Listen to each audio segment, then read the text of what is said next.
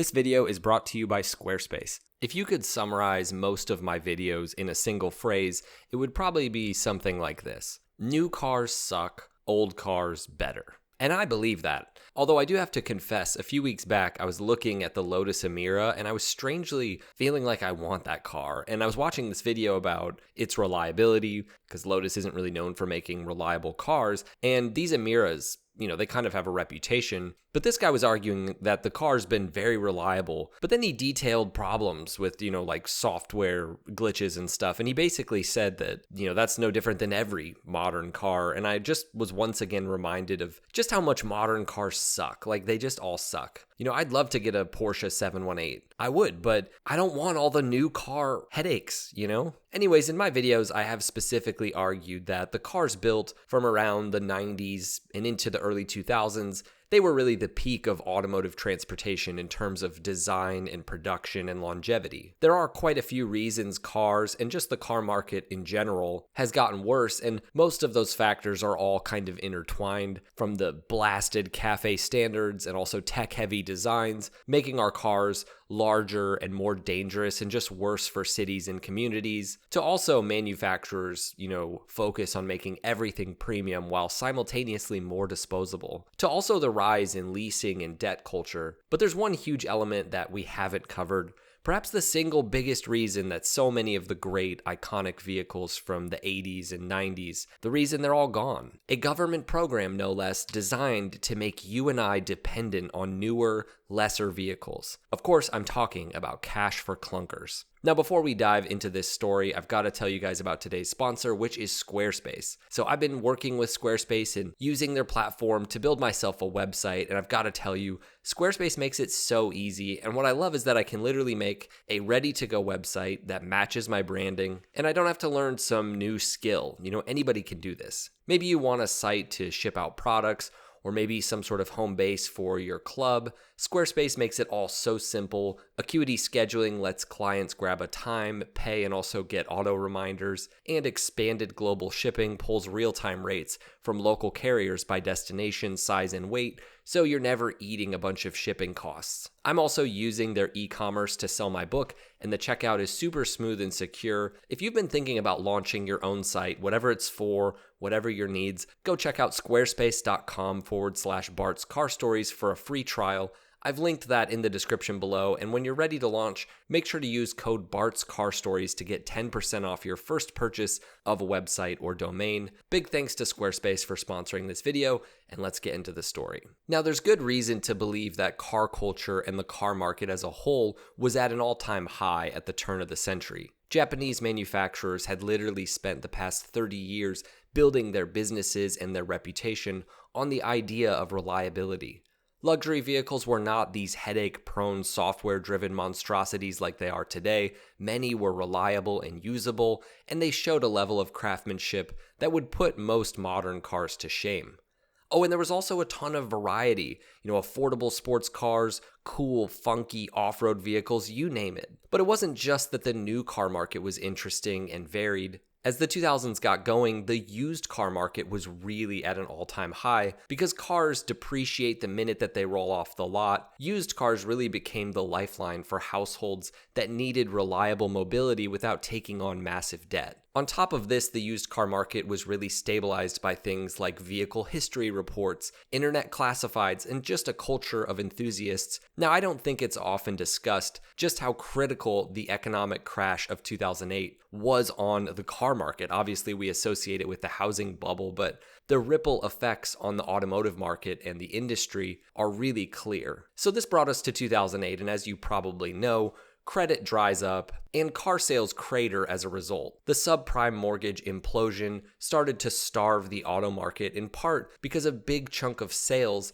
had been piggybacked on home equity financing, and so that evaporated. Chrysler and GM sought emergency lifelines to avoid bankruptcy. Ford had mortgaged its assets in '06 for a protective credit line, and while they were hurting, they kind of managed to stay out of the fire. With the US Treasury taking a majority stake in GM and a restructuring that put Chrysler under a new mix of owners, Washington now had skin in the game. Meanwhile, years of oil price anxiety had already nudged buyers towards smaller, thriftier cars, and it was in this crisis that a new pitch for a national car exchange program arrived. Shortly after the 2008 election, Jack Hidari arrived in D.C. to make the case for a federal Cash For Clunkers plan to the incoming administration, and there was already a precedent for this kind of program. A Texas program offering $3,500 to low-income owners to trade into getting newer cars had shown promise. Economist Alan Blinder's op-ed had popularized this nickname Cash For Clunkers,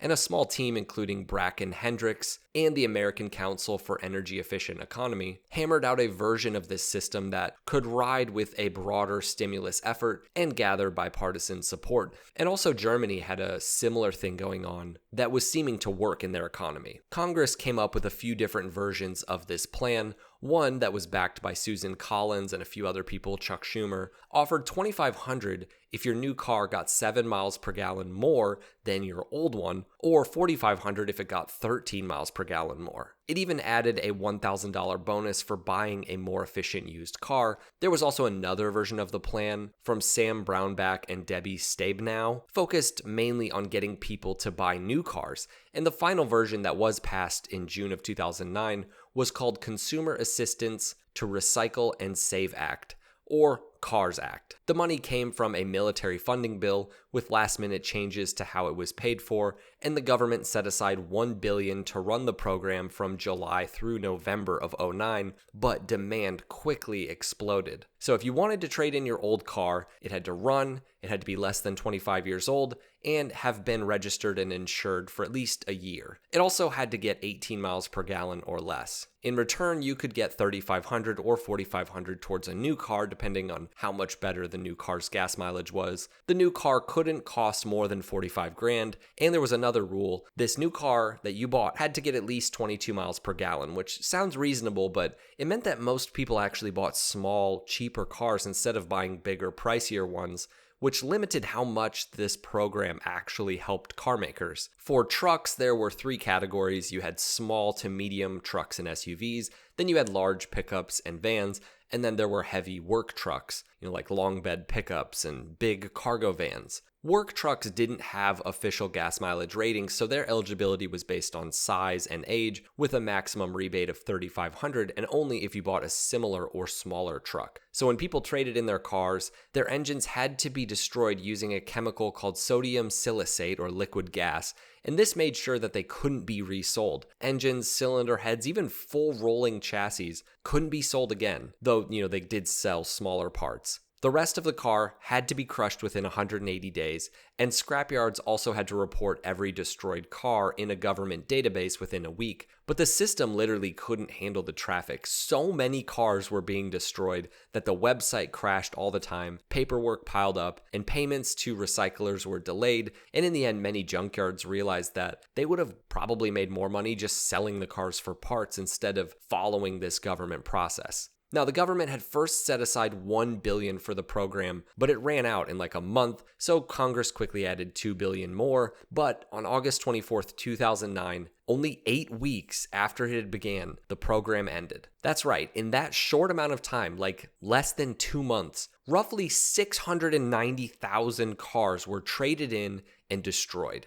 690,000, just astronomical, and if you're a car fan, also kind of horrifying. And $2.8 billion in rebates were paid out. Now, at the time, it looked like a huge success because car sales jumped in July and August, but later studies showed that most people would have probably bought a new car anyway, so they just bought that new car a little bit sooner because of the deal. And since buyers were steered towards smaller, cheaper cars that met the 22 miles per gallon, automakers didn't make as much money per sale. Most of the cars turned in were big, older American vehicles, Ford Explorers, F-150s, Jeep Grand Cherokees, Dodge, Chevy vans, and trucks. The kind of gas guzzlers, so to speak, that the program was apparently trying to get off the road, and a lot of people used the new money to buy more fuel-efficient cars, often from Japanese brands. So while the program did ultimately boost sales, it pushed buyers toward the low-cost end of the market. Now, looking back, with how much appreciation we have for cars from this era now, the downsides are pretty hard to ignore. Not only were, 90s square-body F-150s and similar workhorse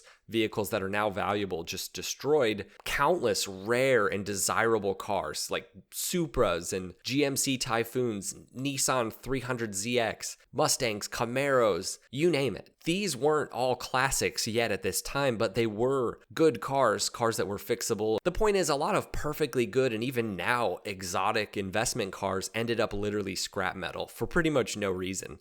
And this had a ripple effect in the market. Also, at the time, many people were told by their dealerships that their cars qualified for the program, only to get a call later saying that there'd been a mistake, because of some confusing rule or whatever, and then their trade-ins weren't eligible, and the dealers demanded that they either pay back the rebate amount or return the new car. When some customers asked if they could at least get their old car back, the answer would be that it had already been destroyed. So many people were left with no choice but to pay thousands extra for a new car. And on top of this, it was tough to find a used car at this time and going forward because of the program creating an environment where so many of these cars were destroyed. Now, in terms of the environment, I think for a lot of people, it was good because, these older polluting cars were taken off the road, and it probably did lower emissions a little bit, but the effect was really small and just very expensive. And also destroying all of these working engines. It was just so much wasted material and energy that could have just been reused by just leaving these vehicles on the road. Crushing hundreds of thousands of cars created tons of waste and fluids and plastics and other materials that ended up in landfills. I would say it probably did more bad than good for the environment. The program really missed the bigger environmental picture. Often it's better in the long run to fix and reuse a car than to build a new one. And even if, some thought that it was better for the environment, the program was so disorganized that some cars that were being traded in weren't even destroyed. They were actually resold privately or auctioned because scrapyards weren't getting paid fast enough. The whole thing was just a crap show. But in my opinion, the biggest problem was still to come. The program was really designed for people who could afford to buy a new car with just a little help. It wasn't really made to help those who depended on these kinds of vehicles. Cheap, older cars, to get to work or go get groceries or haul the family around. And by destroying so many of them, the supply of affordable used cars really shrank and prices went up. People who might have kept their old car instead took on new cars and new car loans that they couldn't always afford. In many ways, the Cash for Clunkers program fed this culture of just accepting massive car payments. Over the next few years, car loan delinquencies rose, a sign that many of these households had stretched themselves too thin. So while the program did make it easier for a select group of people to buy a new car, it made it harder for many others to find an affordable used car that ran, and most of these cars were just fine. Like if you watch clips or old interviews about this, these are not just cars that were totally fine at that time, they're now classics that would be worth a lot of money. Cash for Clunkers gave the economy a quick boost, it got attention, it moved cars, and it kind of lifted spirits at a tough time. But once it ended, sales dropped again, automakers sold more cars but made less profit for these sales. It was a total failure. It did exactly what it was meant to do in the short term, but it came with so many high-cost trade-offs. Now, some people will argue that the intentions were good, and I don't know, I just don't know if that's true. Because some would say that killing the used car market was actually the goal, essentially eliminating these perfectly good, perfectly drivable, long-lasting cars. That was the whole point. And man, with how car design and development has shifted since then, to more disposability, it's hard not to be a little conspiratorial about this. I mean, even for a company like Honda or Toyota, getting rid of the supply of all of those bulletproof 90s sedans that they'd created was actually probably better for their business in the long run. Beyond the numbers, for us car enthusiasts, this was really a kind of cultural loss. There's this line in The Office where Andy says, "I wish there was a way to know you're in the good old days before you've actually left them." And man, that really applies to those living in the 90s and early 2000s, because the cars that disappeared, they may have viewed them as junk and as these things of the past, but they were the kinds of vehicles that people learned to drive and repair and enjoy, and still today. Old sedans, vans, work trucks that could have served families or become first car projects, they were just kind of gone. Cars aren't just tools.